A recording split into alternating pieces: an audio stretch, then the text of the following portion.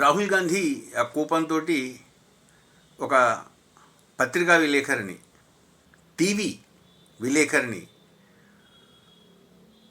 కోపగించుకున్నాడట. ఆమె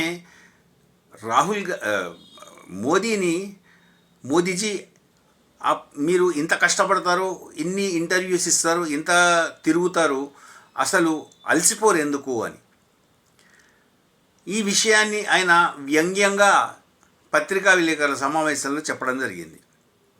దానికి టీవీలో విలేకరి అయిన లేదా యాంకర్ అయిన రూబికా లియాఖత్ అనే ఒక సీనియర్ మహిళా జర్నలిస్ట్ సమాధానం ఇచ్చారు.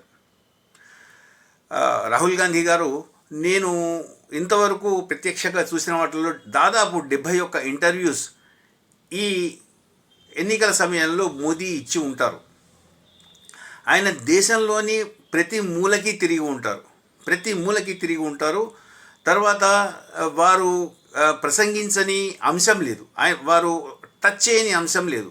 మీరు పాకిస్తాన్, చైనా, నిరుద్యోగము, ధరలు, ఏ సమస్య తీసుకున్నా ప్రతి దాని మీద ఆయన 71 ఇంటర్వ్యూలలో కానివ్వండి, లేదా తను ఎన్నికల ప్రచారంలో చేయబడ్డ ప్రసంగాల్లో ఏవైతే విషయాల్ని కవర్ చేసో వాటిల్లో కానివ్వండి, ఆయన ప్రతి ఒక్క అంశాన్ని కూడా ఆయన కవర్ చేయడం జరిగింది.